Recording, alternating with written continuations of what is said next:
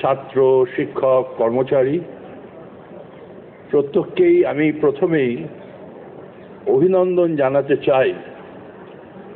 তারা যেভাবে শান্তিপূর্ণভাবে, ঐক্যবদ্ধভাবে বিশ্ববিদ্যালয়ের যে সুস্থ স্বাভাবিক পরিবেশ তাকে রক্ষা করার জন্য রাস্তায় নেমেছেন এবং যাদবপুর বিশ্ববিদ্যালয়কেও অশান্ত এবং নৈরাজ্যের একটা পরিবেশ সৃষ্টি করা থেকে রক্ষা করেছেন। আপনাদের সবাইকে ধন্যবাদ। স্বাভাবিকভাবেই এই সভা এসএফআই আয়োজন করেছে এবং অনেক অতীতে প্রায় 40 বছর আগে যাদবপুরে আমি যেহেতু এই সংগঠনের সঙ্গে যুক্ত ছিলাম, আমাকে আপনারা আমন্ত্রণ জানিয়েছেন, তার জন্য ব্যক্তিগত কৃতজ্ঞতা। কিন্তু আমি মনে করি যে লড়াই আমরা করছি সবাই, সেটা কেবলমাত্র একটি সংগঠন, একটি বিচার তা দিয়ে সফল করা যাবে না। লাল পতাকা আছে, থাকবে, লাল পতাকা ছিল, কিন্তু এই লড়াইতে লালের সঙ্গে অন্য অনেক পতাকাও আছে। লাল পতাকার জন্য গর্ব থাকা উচিত, প্রয়োজন, কিন্তু তার অর্থ এই নয় যে আমরা দিল্লির রাজপথে যে নীল পতাকা দেখছি, তেরঙ্গা পতাকা দেখছি, তাদের ভূমিকা এই লড়াইতে কম, গৌণ। কারণ আজকের পরিস্থিতিটা কি? দেখুন, কৃতিত্ব নেওয়ার কোনো প্রয়োজন নেই। আমি আসার আগে একটা ভিডিও দেখছিলাম। কালকে সংসদে যে আলোচনা হয়েছে সেন্ট্রাল ইউনিভার্সিটি হায়দ্রাবাদ এবং জেএনইউর ঘটনা নিয়ে, এই এলাকার সাংসদ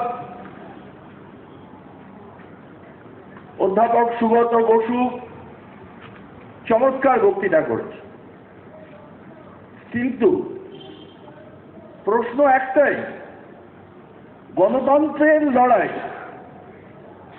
স্বৈরতন্ত্রের লড়াই, এটাকে কি ভাগ করা যায়?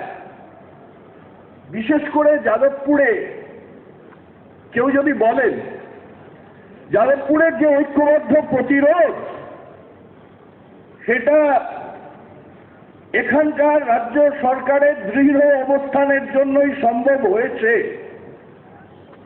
সেটা কি আমাদের অভিজ্ঞতার সঙ্গে মেলে? কিছুদিন আগে এখানে বিশাল ছাত্র আন্দোলন হয়েছে, শিক্ষকরাও ছিলেন সেই আন্দোলনে, হোক কলরব। আন্দোলনের সূত্রপাত তো উপাচার্যের তৎকালীন বিশ্ববিদ্যালয় ক্যাম্পাসের মধ্যে পুলিশ ডাকা এবং পুলিশদের দিয়ে নির্মমভাবে ছাত্রছাত্রীদের ওপরে অত্যাচার করা। আমরা জানি এই লড়াই আমরা দীর্ঘদিন ধরে লড়েছি। আমাদের সময়ও যে আমাদের মতামতের, আমাদের বিচার বোধের অনেক পার্থক্য থাকতে পারে, কিন্তু আমরা তর্ক বিতর্ক করব, আমরা প্রশ্ন তুলব, কিন্তু হিংসার মাধ্যমে পেশি শক্তির প্রদর্শন করে কোনো চিন্তা, কোনো বিচার, তার মধ্যেকার বিতর্কের সমাধান করা যায় না। পুলিশের না আসা, বিশ্ববিদ্যালয়ের মধ্যে শান্তি রক্ষা করা, এটা যদি প্রশ্ন হয় তাহলে তো ঠিক যখন সুগত বাবু এই আলোচনা করছিলেন লোকসভার অভ্যন্তরে দাঁড়িয়ে, তাহলে ছাত্ররা শান্তিপূর্ণভাবে তাদের পরীক্ষার ফল প্রকাশের ত্রুটি নিয়ে বিশ্ববিদ্যালয়ের উপাচার্যের কাছে গেছিলেন ত্রুটি সংশোধন করার দাবি নিয়ে। পুলিশ কি ঢুকত? এটা যদি রাজ্য সরকারের প্রশাসনের প্রশ্ন হতো, আসলে এরা বুঝবেন না। এই লড়াইটা অনেক বড় লড়াই, অজস্র অগণিত মানুষ আছেন এই লড়াইতে, তাদের আলাদা আলাদা মত আছে, তাদের আলাদা আলাদা বিচার আছে, এবং তাদের প্রত্যেকের একটা ভূমিকা আছে। সেই ভূমিকা ছাড়া যাদবপুর এই ইতিহাস তৈরি করতে পারত না। আর আমি বিশেষভাবে আনুষ্ঠানিকভাবে অভিনন্দন জানাবো আমাদের উপাচার্য, যে ভূমিকা নিয়েছেন। এবং এটা খালি যাদবপুরের ভিতরের বিষয় নয়, জওহরলাল নেহেরু বিশ্ববিদ্যালয়ের যে ছাত্রছাত্রীরা লড়াই করছে হাজারে হাজারে, সেন্ট্রাল ইউনিভার্সিটি অফ হায়দ্রাবাদের যে ছাত্রছাত্রীরা লড়াই করছে হাজারে হাজারে, তাদের সঙ্গে হাজার হাজার শিক্ষক রাস্তায় নেমেছে। বিভিন্ন অংশের গণতন্ত্রপন্থীরা রাস্তায় নেমেছেন। তাদের লড়াইও তারা উদাহরণ হিসেবে উদ্ধৃত করছেন যে জওহরলাল নেহেরু বিশ্ববিদ্যালয়ের উপাচার্যের ভূমিকা যদি অধ্যাপক সুরঞ্জন দাসের মতো হতো তাহলে এই অবস্থা তৈরি হতো না। কি করেছিলেন জেএনইউর উপাচার্য? 9 তারিখের ঘটনা কি হয়েছিল সেখানে? কিছু ছাত্র, খবরের কাগজে ভুল লেখা হচ্ছে, ডিএসইউ বলে একটি ছাত্র সংগঠনের নাম উদ্ধৃত হচ্ছে। এই ডিএসইউর ছাত্ররা তারা সংগঠন থেকে পদত্যাগ করেছিল 1.5 মাস আগে। কারণটা কি? আমরা জানি ডিএসইউর রাজনৈতিক প্রবণতাটা কি। তারা বলেছে যে যেভাবে সামাজিক বৈষম্যের প্রশ্নে, লিঙ্গ বৈষম্যের প্রশ্নে ডিএসইউ ভূমিকা নিচ্ছে, আমরা তার সঙ্গে একমত না, আমরা পদত্যাগ করছি। জেন্ডার এবং সোশ্যাল ডিসক্রিমিনেশন। এবং তারা একটা অনুষ্ঠান করছে, আফজল গুরু যার ফাঁসিতে মৃত্যু হয়েছে 3 বছর আগে, তাকে স্মরণ করছে। আমি স্পষ্ট করে দিই আমাদের বামপন্থীদের ভূমিকা। আমরা আফজল গুরুর যেভাবে বিচার হয়েছিল এবং বিশেষ করে যেভাবে তাকে ফাঁসি দেওয়া হয়েছিল তার বিরোধী। এবং আমরা শুধু না, সেই সময় যাদের অতীত স্মরণ আছে তারা জানেন ভারতবর্ষের 200 জন বুদ্ধিজীবী সংযুক্তভাবে বিবৃতি দিয়ে ওই মৃত্যুদণ্ডের বিরোধিতা করেছে। আমরা বামপন্থীরা পরবর্তীকালে মৃত্যুদণ্ড রদ করার দাবি জানিয়েছি এবং আমরা লড়াই করব।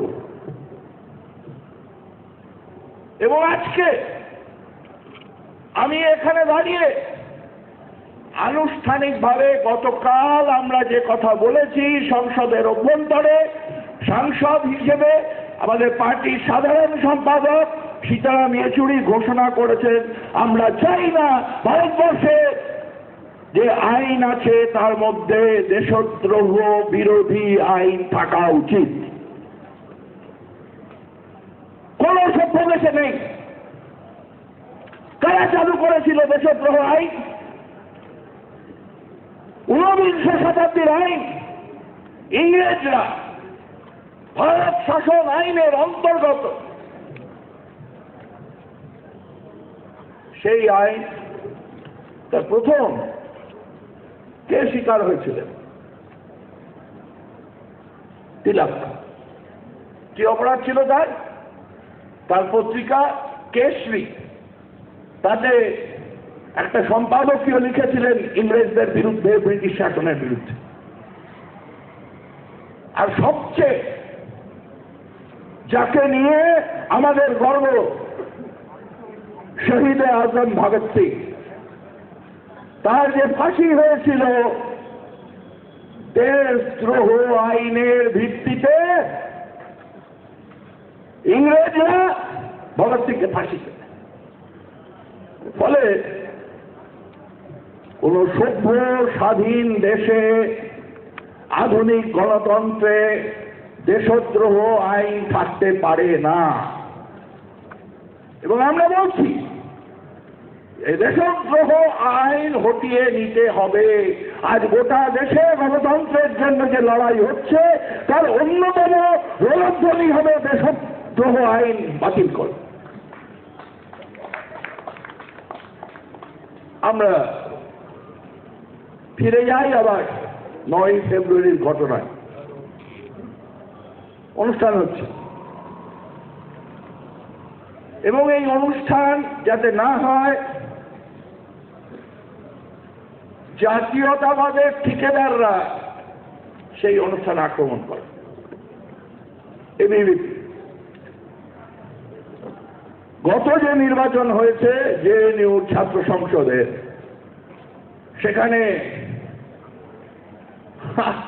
সমুদ্র হিমাচল যে মোদী ঝড় তার টুকরো গিয়ে পৌঁছেছিল জেএনইউতে। প্রথম এবিভিপি সেখানে যুগ্ম সম্পাদক পদে জয়ী হয়। এখন ওরা ভেবেছিলেন যে মানুষ 2014 সালের লোকসভায় যে রায় দিয়েছে তাই সমস্ত বদনামির জন্য। আসলে তো তা নয়। মানুষ তো ভেবেছিলেন যে আমাদের দেশে দুর্নীতি বন্ধ হবে, আমাদের দেশে যে কোমর ভাঙা মূল্যবৃদ্ধির সম্মুখীন হতে হচ্ছে মানুষকে, তার বিরুদ্ধে কার্যকরী ব্যবস্থা হবে, লেখাপড়া শিখে যে ছেলেরা রাস্তায় ঘুরে বেড়াচ্ছে তাদের কাজের ব্যবস্থা হবে। কিন্তু তা হয়নি। কারণ দেশের কর্পোরেট আর আরএসএস তারা চেয়েছে যে আমরা ভোটে জিতে সংবিধান মেনে ক্ষমতা দখল করব এবং তারপরে হিন্দু রাষ্ট্র আসবে। মোহন ভাগবত আসছেন কলকাতায়, পশ্চিম বাংলায়, বলবেন এটাই সুবর্ণ সময় হিন্দু রাষ্ট্র তৈরি করার। আর কি বা করার আছে? কারণ এই পাঠটা তো ওরা ব্রিটিশ ঔপনিবেশিকদের থেকে শিখেছে। এখানে আপনাদের মধ্যে অনেকে আছেন যারা ইতিহাসের শিক্ষক, ইতিহাসের ছাত্র। ভারতবর্ষের অতীত নিয়ে ওরা কথা বলে এবং বলেন ভারতবর্ষের বামপন্থীরা ইতিহাস জানে না, বোঝে না। তো ভারতবর্ষের অতীত যে কেবলমাত্র হিন্দু এবং মুসলমানদের অতীত, এবং হিন্দু এবং মুসলমানদের মধ্যে সংঘাতই যে ভারতবর্ষের একমাত্রিক বাস্তবতা, এটা প্রতিদিন আমাদের শেখাতে ওদের কোনো ক্লান্তি নেই। কিন্তু যারা ইতিহাস সম্পর্কে খোঁজ খবর রাখে তারা জানেন 1824 সালে ব্রিটিশ ঔপনিবেশিক ইতিহাসকার জেমস মিল একটা বই লিখেছিলেন, ব্রিটিশ রুল ইন ইন্ডিয়া। সেই বইতে উনি প্রথম দেখালেন যে ভারতবর্ষের অতীত, হাজার বছরের অতীত কেবলমাত্র হিন্দু এবং মুসলমানদের অতীত, এবং হিন্দু এবং মুসলমানদের দৃষ্টিকোণ থেকে এই ইতিহাস তৈরি হয়েছে, এবং তাদের মধ্যেকার সংঘাতের ইতিহাস এতটাই প্রভাবশালী ছিল পশ্চিমী পণ্ডিতদের মধ্যে যে স্বয়ং কার্ল মার্কসও বিভ্রান্ত হয়েছিল। অচল জড়োদ্গত ভারতবর্ষ, তার প্রাচীন ইতিহাস, তার মধ্যেকার গতি, কোনো কিছু মূল্য নেই। হিন্দু আর মুসলমান, তার ভিত্তিতে তৈরি হল হিন্দু জাতীয়তাবাদ, ইসলামিক জাতীয়তাবাদ, সরাসরি ব্রিটিশদের প্রত্যক্ষ মদতে। আর ওরা ওদের নিজেদের যে নীতি যথেষ্ট নির্লজ্জভাবে সামনে নিয়ে এলেন, ডিভাইড এন্ড রুল, ভাগ করো শাসন করো। ফলে মুসলিম জাতীয়তাবাদীরা ধার করলেন জেমস মিলের থেকে, আর হিন্দু জাতীয়তাবাদীরাও করলেন। কাজেই দেশের মানুষের বিরুদ্ধে যে ইতিহাস কথন, সেটা যেমন ব্রিটিশদেরও হাতিয়ার ছিল, আর যারা পাকিস্তান তৈরি করলেন তাদেরও হাতিয়ার ছিল, ঠিক ততটাই আরএসএসেরও মূল কথা। ওই যে সুকান্ত ভট্টাচার্যের বোধন কবিতায় ছিল না, তুমি তো মানুষ নও, গোপনে গোপনে দেশদ্রোহের পতাকা বও। সেই জন্য আজকে জেএনইউ বা তার আগে সেন্ট্রাল ইউনিভার্সিটি অফ হায়দ্রাবাদ গত 10 বছর ধরে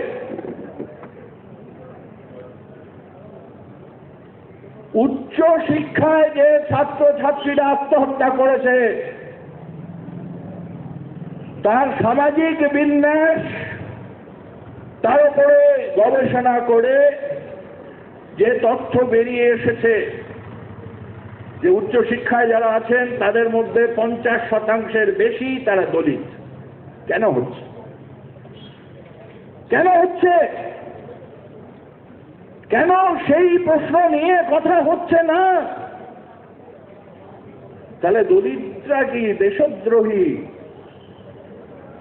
দলিতরা কি এই সামাজিক বৈষম্য, তার বিরুদ্ধে যদি প্রতিবাদ করে সেটা দেশদ্রোহ?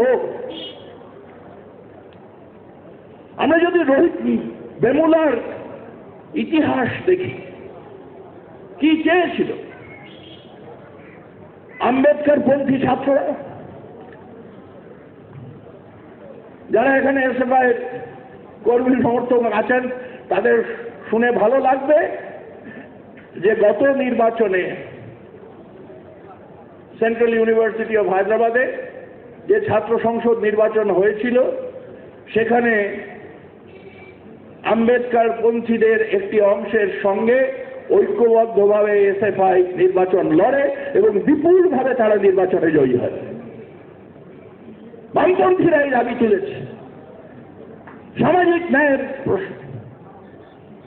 কারণ এই যে হিন্দু জাতীয়তাবাদের কথা হচ্ছে, তার সঙ্গে হিন্দু ধর্মের কোনো ধরনের যোগাযোগ নেই। আমার রাজনৈতিক পরিচয় সবাই জানে। আমি যদি এ কথা বলি তাহলে বলবো, দেখো এরা আস্তিক, এরাও আবার হিন্দু ধর্ম নিয়ে 2-4 কথা বলতে শুরু করেছে। আসলে কথাটা বলেছেন বীর দামোদর সাভারকর, যিনি হিন্দুত্ব এই শব্দটির আবিষ্কর্তা। সাভারকার কি বলেছে? সঙ্গে হিন্দু ধর্মের কোনো যোগাযোগ নেই। হিন্দুত্ব আসলে একটা রাজনৈতিক প্রকল্প, ক্ষমতা দখলে। হিন্দুদের ঐক্যবদ্ধ করে ক্ষমতা দখল করতে হবে। স্বাভাবিকভাবে রাজনীতির প্রয়োজনে ওরা বলছেন কথা। 33 কোটি দেবতা যেই ধর্মে, সেখানে হিন্দু ধর্মের কোন নির্দিষ্ট সংজ্ঞা হয়? একটা মামলায় সুপ্রিম কোর্টের কাছে বিচার করতে বলা হয়েছিল যে হিন্দু ধর্মের সংজ্ঞা কি। অনেক মাথা চুলকে সুপ্রিম কোর্ট জবাব দিয়েছে, হিন্দু ধর্মের কোনো সংজ্ঞা হয় না। হিন্দু আসলে একটা জীবনশৈলী, লাইফস্টাইল। ফলে নানা ধরনের দার্শনিক ধারা রয়েছে সাধারণভাবেই সমগ্র হিন্দু ধর্মের চিন্তার জগতে। আস্তিক্যবাদীরাও আছে, এক ধর্মের চিন্তাও আছে, স্পিরিচুয়ালিজমের কথাও আছে, বস্তুবাদের কথাও আছে, হিন্দু দার্শনিক ধারার কথা। কিন্তু বলে না, চোরানাশনে ধর্মের কাহিনী। এত লেখাপড়া করতে গেলে, এত হিন্দু ধর্ম নিয়ে চর্চা করতে গেলে আর হিন্দুত্বও হবে না, হিন্দু রাষ্ট্রও হবে। সেই জন্য হিন্দু জাতীয়তাবাদীরা কারোর যদি সবচেয়ে বেশি ক্ষতি করে, সেটা হিন্দু ধর্মের করছে। বলে আসলে প্রশ্নটা হিন্দু ধর্মের নয়, কোন ধর্মেরই নয়। প্রশ্নটা ক্ষমতা দখলে। ওরা ভারতবর্ষকে নতুন করে পাকিস্তান যে রাস্তায় হাঁটছে, সেই রাস্তায় হাঁটাতে চায়। প্রতিদিন গাল দিচ্ছে পাকিস্তানিদের। তো পাকিস্তানি এক কবিতা আমি পড়ছিলাম, এক পাকিস্তানি মহিলা কবি লিখেছে যে ভাবতাম তোমাদের নিয়ে যে তোমরা আমাদের থেকে কত আলাদা। তোমাদের ওখানে কথা বলার অধিকার আছে, তোমাদের ওখানে গণতন্ত্র আছে, তোমাদের এখানে মেয়েরা স্বাধীনভাবে কথা বলতে পারে। তো শেষমেশ দেখা গেল তোমরাও ঠিক আমাদের মতো। तुम भी वही निकले यार जैसे हम हैं ऐसा तुम भी। ফলে এটা পরিষ্কার যে ওই রাস্তাটাই ওরা নিয়ে যেতে চায়। দেখুন, আমরা পরিষ্কার 9 তারিখের ঘটনা নিয়ে আমরা বিচ্ছিন্নতাবাদের বিরুদ্ধে। ও সমন্বয় বক্তৃতা করছিল নিরঞ্জন তালুকদারের কথা। আমি তখন এসএফআই এর সম্পাদক। আমরা গেলাম, একটা বস্তার মধ্যে পুড়ে 26টা টুকরো করে কেটেছে। কারণ আন্দোলন হচ্ছিল যে আসাম ভারতের থেকে বিচ্ছিন্ন হয়ে যাবে, বিচ্ছিন্ন করে ফেলতে হবে। আমরা বলেছি না, আমাদের তোমরা টুকরো করতে পারো, দেশ টুকরো হতে দেবো না। সৌভাগ্য বলুন দুর্ভাগ্য বলুন, যখন খালিস্তানের আন্দোলন হচ্ছে, আমি আপনাদের মতনই এসএফআই কর্মী, ঘটনা চক্র এসএফআই সেক্রেটারি, 26 জন আমাদের কমরেড সর্দার, তারা মাথায় পাগড়ি রাখে, খালিস্তানিদের গুলিতে মারা গেছে। বামপন্থীদের কথা বলছেন কাশ্মীর নিয়ে। হ্যাঁ, আমরা মনে করি যে কাশ্মীর ভারতবর্ষের অঙ্গ, কিন্তু আমরা এটাও মনে করি যে ঐতিহাসিক চুক্তি হয়েছিল কাশ্মীর নিয়ে, সেখানে কাশ্মীরকে যে স্বশাসনের প্রতিশ্রুতি দেওয়া হয়েছিল ভারত সরকারের পক্ষ থেকে। জাতীয়তাবাদী তো কে বিরোধিতা করেছিল ভারতবর্ষে যুক্ত হওয়ার জন্য? মহারাজ হরি সিং, কাশ্মীরের রাজা, যার ছেলে করণ সিং একসঙ্গে হতে চায়নি ভারতবর্ষে। কে লড়াই করেছিল ভারতবর্ষে অন্তর্ভুক্ত হওয়ার জন্য? অবিসম্বাদিত জননেতা, কৃষকদের নেতা,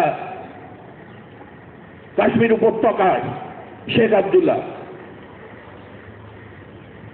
যে চুক্তি হয়েছিল ট্রিটি অফ এক্সেশন, সেখানে পরিষ্কার বলা হয়েছে যে কাশ্মীরে আলাদা পতাকা হবে, কাশ্মীরের আলাদা সংবিধান হবে।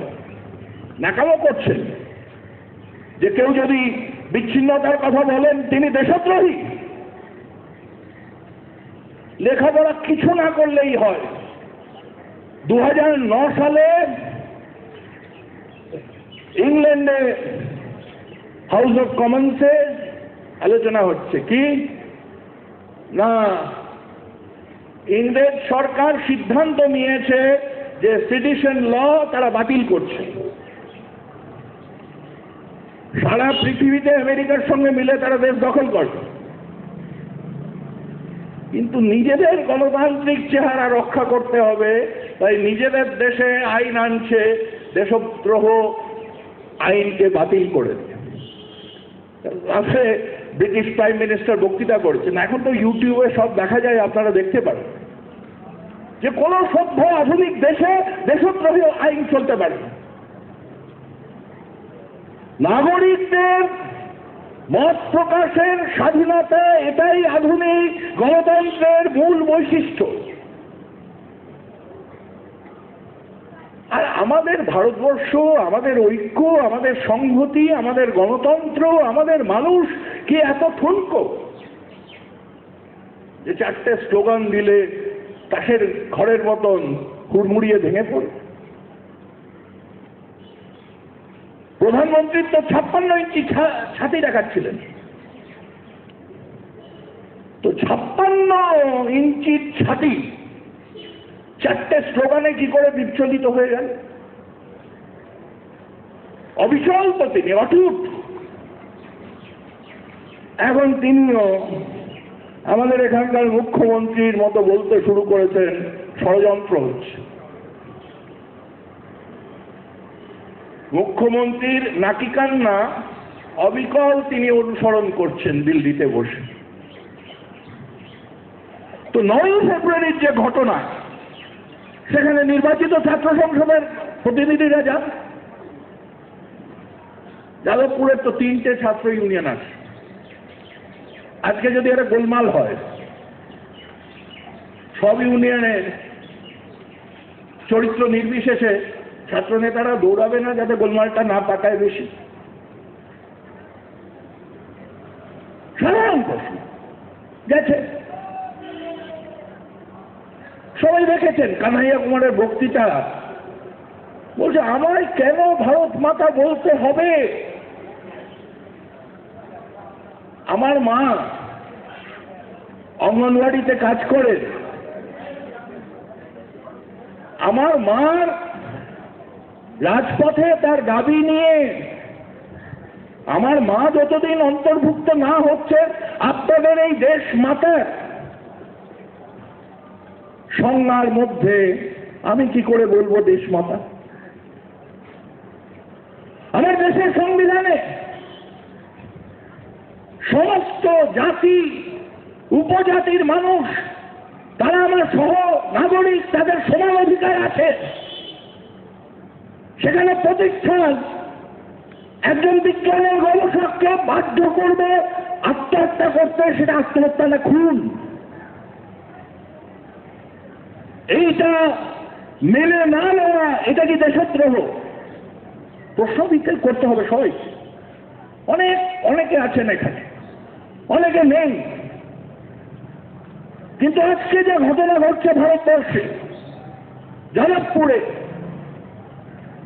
কোন মানুষ তার যদি শুভবুদ্ধি থাকে, তার যদি বিবেক থাকে, এই প্রশ্ন নিজের কাছে থেকে নিজে পালিয়ে বেড়াতে পারেন, কিন্তু এই প্রশ্ন এড়িয়ে যাওয়ার কোনো সুযোগ নেই।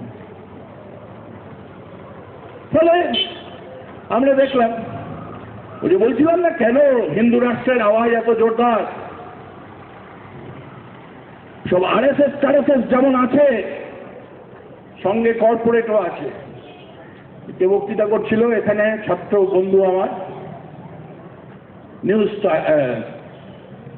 নিউজ অর্ণব গোস্বামী।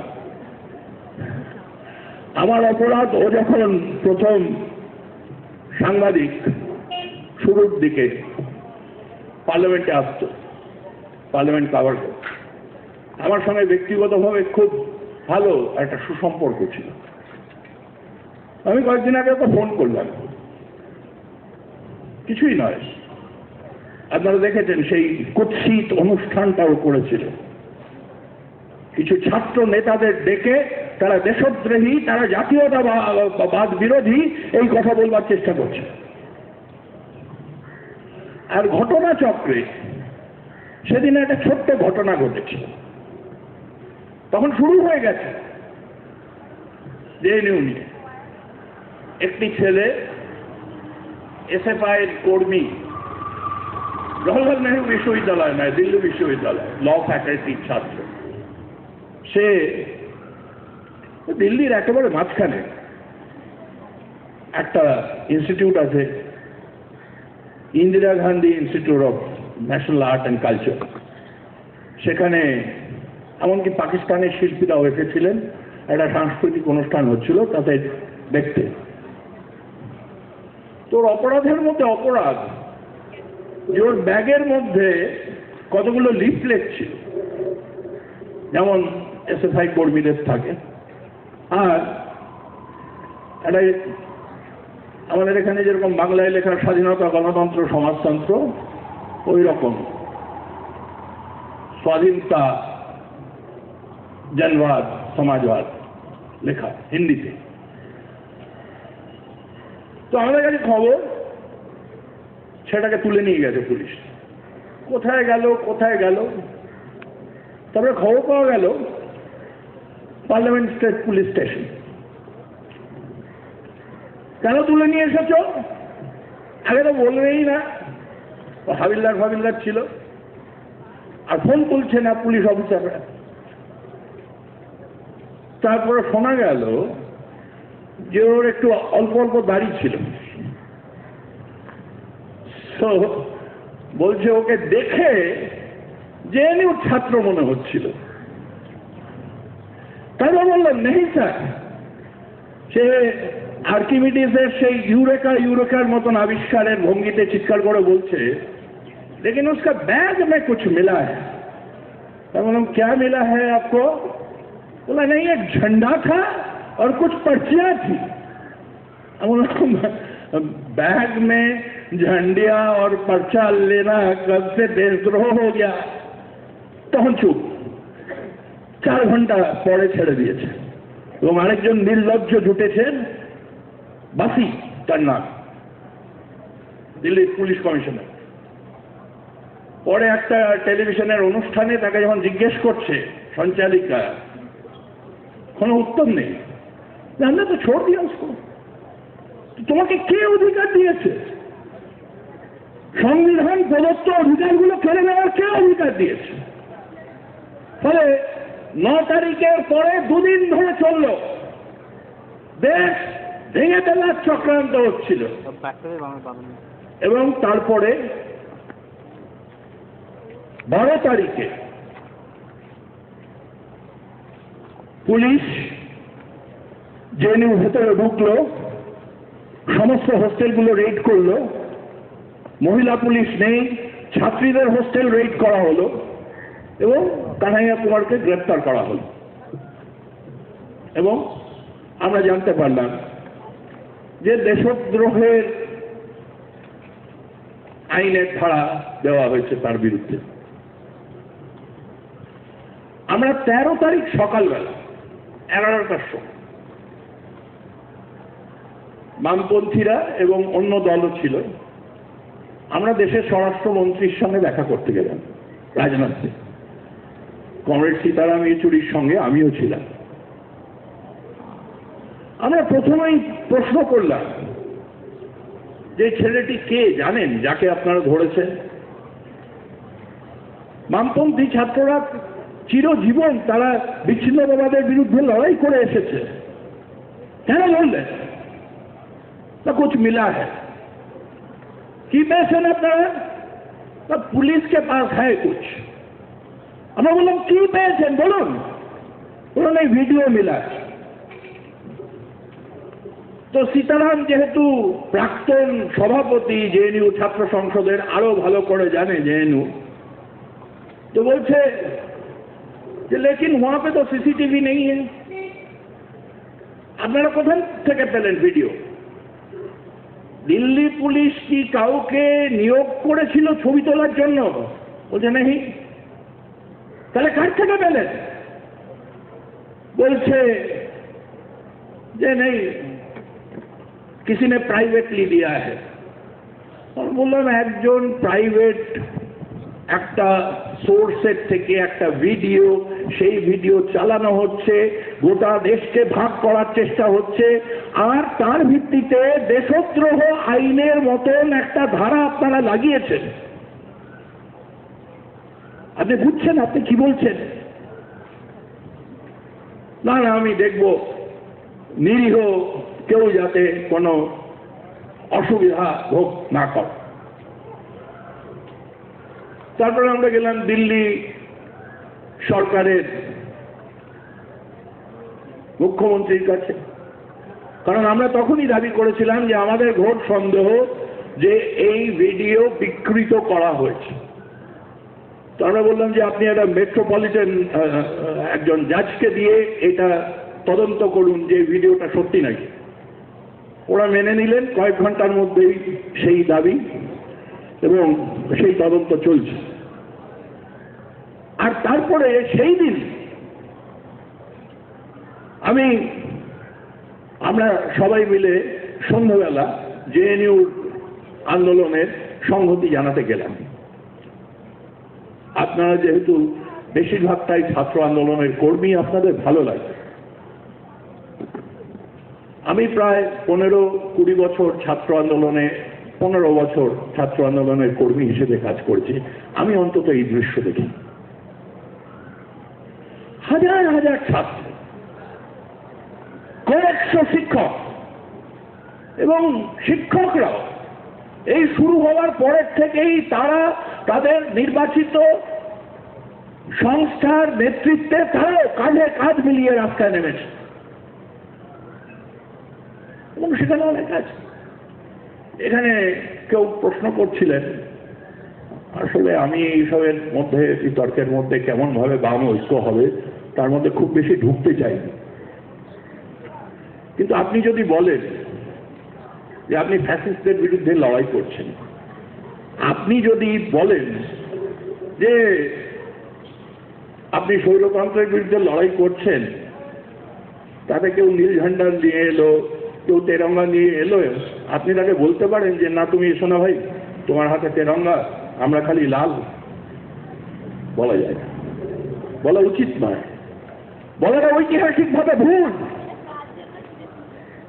যারা জার্মানির ইতিহাস বলছেন তারা এটাও জেনে নি, কমিউনিস্টরা মনে করেছে যে প্রাথমিকভাবে নাজিদের বিরোধিতা করার জন্য যে ঐক্য গড়ে তোলা দরকার ছিল তাতে লাল ঝান্ডাওয়ালারা খানিকটা সংকীর্ণতা দেখিয়েছিল। ইতিহাস পড়লে, পুরো ইতিহাস পড়তে হয়, তবেই ইতিহাসকে বর্তমানে প্রয়োগ করা যায়। ফলে একটা অভূতপূর্ব, কয়েকদিন আগে দিল্লিতে যে মিছিল হয়েছে, কে নেই সেখানে, দলে আছেন দলে নেই, স্বাধীন বিবেকবান মানুষ, শুভবুদ্ধি সম্পন্ন মানুষ, গণতান্ত্রিক মানুষ সবাই ছিল। সারা দেশে হইচই হচ্ছে, শ্রমিকরা রাস্তায়, কৃষকরা রাস্তায়, জেএনইউতে গণতন্ত্র। আমরা এটাই বলেছিলাম, ঠিক সুরঞ্জন দাস যা বলছেন ঠিক সেই কথা আমরা রাজনাথ সিংকে বলেছিলাম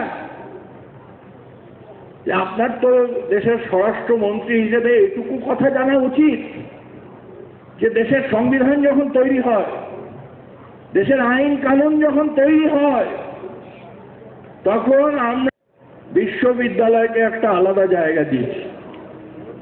বিশ্ববিদ্যালয়ের নিজের আইন, স্বায়ত্ত শাসনের, আমাদের সেই ভরসা আছে বিশ্ববিদ্যালয় শিক্ষক, কর্মচারী, আধিকারিক এবং সবার মাথার উপরে উপাচার্য, তার উপরে যে কোনো বিতর্ক তৈরি হলে, সেটা যদি বিবাদের দিকেও যায়, সেটা যদি সংঘাতের দিকেও যায়, আলাপ আলোচনার মধ্য দিয়ে সমাধান করা উচিত। আপনি কেন হুমকি দিলেন যে আমি পুলিশকে দেখতে বলেছি? সুরঞ্জন দাসের কথা হচ্ছিল কয়েকদিন আগে, 1 মাসও হয়নি, জেএনইউর উপাচার্য নিযুক্ত হয়েছেন জগদেশ কুমার, বেছে বেছে পড়েছেন। যেদিন ছাত্ররা প্রথম দাবি করল যে কেন আপনি পুলিশ ডাকলেন ক্যাম্পাসে, তিনি বললেন না আমি ডাকিনি। আচ্ছা, এই সোশ্যাল মিডিয়ার যুগে সত্যি লুকিয়ে রাখা যায় বলুন তো? দেখবেন 2 দিন ধরে হাসাহাসি হচ্ছে। একটা লোক প্রচন্ড বড় মোচ, তার নাম হচ্ছে জ্ঞান দাস আহুজা, রাজস্থানের আলোয়ার রামপুর কেন্দ্রের বিধায়ক। সে বিবৃতি দিয়েছে জেএনইউ ক্যাম্পাসে 30,000 মানুষের টুকরো, 40,000 সিগারেটের বাট, 5,000 বিড়ির টুকরো এবং কয়েক হাজার কন্ডোম পাওয়া গেছে। এটা নাকি ডেইলি কনজামশন জেএনইউ। মুখের কথা পড়তে পারেন। দৈনিক ভাস্কর পত্রিকা ছবি দিয়েছে। লোড়ি বলে একটা উৎসব হয়, এখানে অত বেশি হয় না, মূলত মহিলারা করে, ওই আগুন টাগুন জ্বালায়, আমাদের যেরকম ওই যে বুড়ির মা পোড়ানো হয় দোলের আগে সেরকম। সেখানে আহুজা সাহেব নাচতে যারা এসেছেন সেই মহিলারা তাদের দিকে টাকা ছুড়ে দিচ্ছেন। পশ্চিমবাংলায় অবশ্য পরিচিত দৃশ্য, তৃণমূল কংগ্রেস পরিচালিত ছাত্র সংসদের অনুষ্ঠান, তাতে অংশগ্রহণ করছে। এই যে মরাল পুলিশিং বলে একটা কথা আছে না, তার বিপদও আছে। যে যত বেশি জ্ঞান দেবে, তার নাম যতই জ্ঞান দাস হোক না কেন, তার আসল চরিত্রটা ধরা পড়তে খুব বেশি দেরি হয় না। তো সেই জন্য ওই প্রথম 1.5 দিন যে একতরফা চালিয়েছিল 3-4টে চ্যানেল, স্বনামধন্য অর্ণব গোস্বামীর নেতৃত্বে, আমি ওকে বলেছিলাম যে তুমি করছো সাংবাদিকতা ভালো, কিন্তু দেশের বিবেক হইও না, আর গলার শিরা ফুলিয়ে রোজ সকালবেলা চিৎকার করো না নেশন ওয়ান্টস টু নো, কারণ একদিন তোমাকেও এই প্রশ্নের সম্মুখীন হতে হবে। Nation wants to do know why Arnab Goswami behaves the manner in which he does. সেদিন দেরি নেই, কিন্তু এই লড়াই আমরা জিতবো কিনা, আমরা সবাই জিতবো কিনা, এটা নির্ভর করছে আমরা ঐক্যবদ্ধ থাকতে পারবো। দেখুন, আমরা বিচ্ছিন্নতা করার দাবির বিরুদ্ধে, কিন্তু আমরা এটা মনে করি কেউ যদি মনে করে মনে করবে, দাবি তুলবে, কিন্তু দেশের সেটা সংখ্যাগরিষ্ঠের দাবি নয়।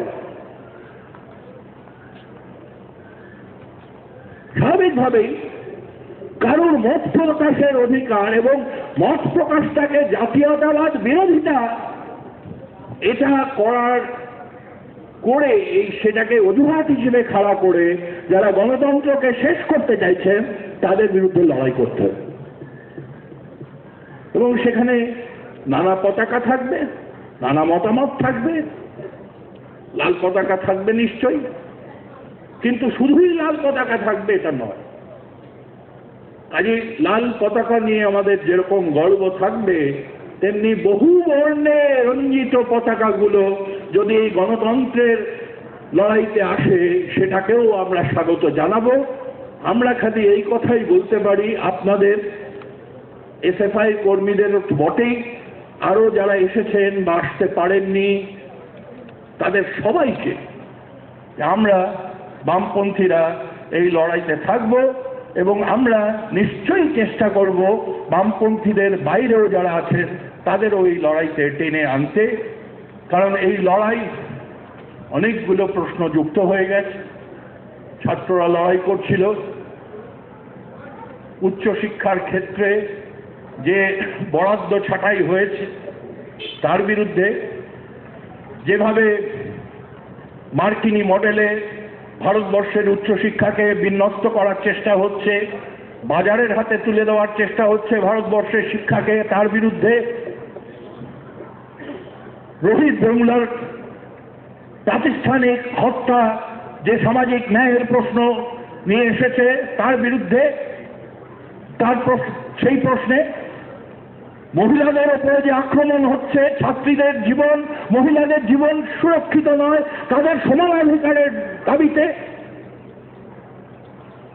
এবং 3-4 দিনের মধ্যে বাজেট আসছে, আমি জানি না কি লেখা আছে, রেল বাজেটে পেশ হয়ে গেছে। জনবিরোধী, কেউ বলছিলেন হরিয়ানার কথা, প্রথম ইতিহাসে পাঞ্জাব হরিয়ানায় কৃষকরা আত্মহত্যা করতে বাধ্য হয়েছে। সবাই সংকটে, স্বাভাবিকভাবে এই সংকটের মোকাবিলা করতে মানুষের দৃষ্টিভঙ্গি থেকে, পিপল সেন্ট্রিক, কর্পোরেটদের কি ভালো লাগছে সেটাই দেশপ্রেমিক, আর মানুষের যেটা স্বার্থের সঙ্গে যুক্ত সেটা দেশ বিরোধী। এই যে একতরফা কথা আমরা মানি না, মানব না, এবং অনেক মানুষকে নিয়ে প্রতিবাদ করব, বিচ্ছিন্ন করব। গণতন্ত্র অবিভাজ্য, মানুষের অধিকার অবিভাজ্য। সমস্ত মানুষ যারা অত্যাচারের বিরুদ্ধে, বৈষম্যের বিরুদ্ধে, অন্যায়ের বিরুদ্ধে লড়াই করেছে, এই সবকটা লড়াইয়ের ধারাকে ঐক্যবদ্ধ করেই এই লড়াই এগোবে। এবং শেষ একটা কথা দিয়ে শেষ করব, যে কলার টলার ধরার ব্যাপারটা অত সহজ।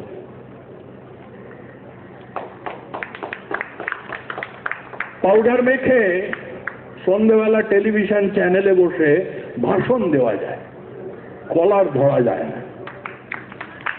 কলার যদি ধরতে হয়, পশ্চিম বাংলায় যে গণতন্ত্রের ঐতিহ্য আছে, সেই ঐতিহ্য নিশ্চয়ই আক্রান্ত, রক্তাক্ত, কিন্তু সেই সমস্ত রক্তের যেমন হিসেব হবে, ওই কলার ধরার হুমকির হিসাব দেওয়ার জন্য পশ্চিম বাংলার মানুষ তৈরি হচ্ছে।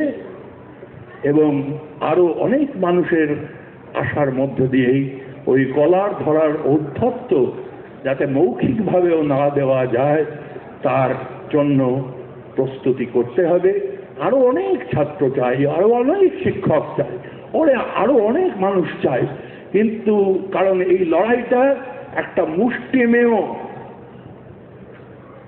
ইংরেজের থেকে শিক্ষা নেওয়া, দেশের স্বার্থ বিরোধী, দেশের মানুষের স্বার্থ বিরোধী একটা অংশের যারা জোর করে সমস্ত কিছু অন্যায়কে চাপিয়ে দিচ্ছে, তাদের বিরুদ্ধে দেশের আপামর মানুষের লড়াই।